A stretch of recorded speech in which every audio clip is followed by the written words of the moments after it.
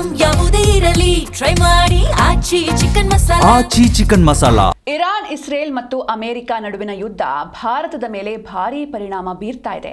ಕಳೆದ 2-3 ವಾರಗಳಿಂದ ಆಟೋಗೆ ಬೇಕಾದ LPG ಗ್ಯಾಸ್ಗಾಗಿ ಆಟೋ ಚಾಲಕರು ಪರದಾಡುವಂತಹ ಪರಿಸ್ಥಿತಿ ನಿರ್ಮಾಣವಾಗಿದೆ.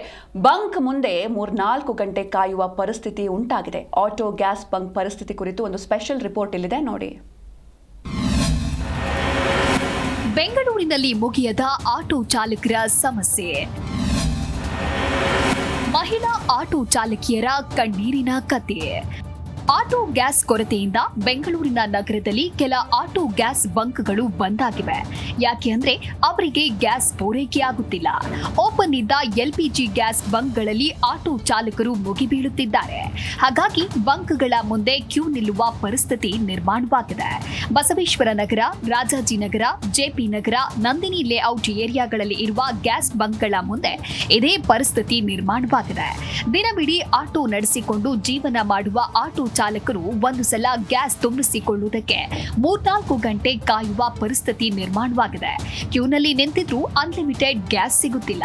ಕೆಲ ಬಂಕ್ 500 ರೂಪಾಯಿ ಗ್ಯಾಸ್ ನಿಗದಿ ಮಾಡಿದ್ರೆ ಇನ್ನು ಕೆಲವು ಬಂಕ್ನಲ್ಲಿ 700 ರೂಪಾಯಿ ಗ್ಯಾಸ್ ನಿಗದಿ ಮಾಡಿದ್ದಾರೆ. ನಿಗದಿತ ಗ್ಯಾಸ್ನಿಂದ ದಿನವಿಡೀ ಆಟೋ ನಡೆಸೋದು ಹೇಗೆ ಅಂತ ಚಾಲಕರು ಅಳಲು ತೋಡಿಕೊಂಡಿದ್ದಾರೆ.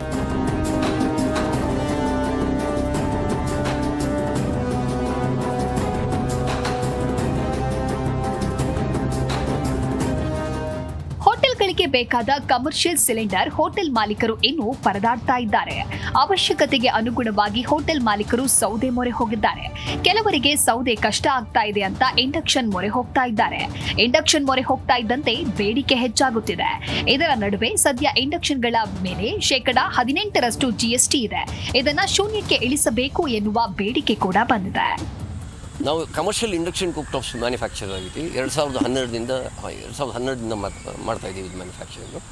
ಈಗಿರೋ ವೆಸ್ಟ್ ಏಷ್ಯಾ ಕ್ರೈಸಿಸಿಂದ ನಮಗೆ LPG ಕೊರತೆ ಬಂದಿದೆ. ಸೊ ಇದು ಒಂದು alternate energy for cooking in commercial area like hotels, hospitals, industries, industrial canteens, institutional canteens, government hostels, choultries ಎಲ್ಲ ಕಡೆಯೂ ನಾವು we have an alternate source of energy. So ಇದನ್ನು ಸೋಲಾರಿಂದನೂ ನಾವು ಯೂಸ್ ಮಾಡ್ಕೋಬೋದು. ಸೋಲಾರ್ ಪವರ್ನ ಕನ್ವರ್ಟ್ ಮಾಡಿಕೊಂಡು ನಾವು ಇದನ್ನು ಬಳಸ್ಕೋಬೋದು.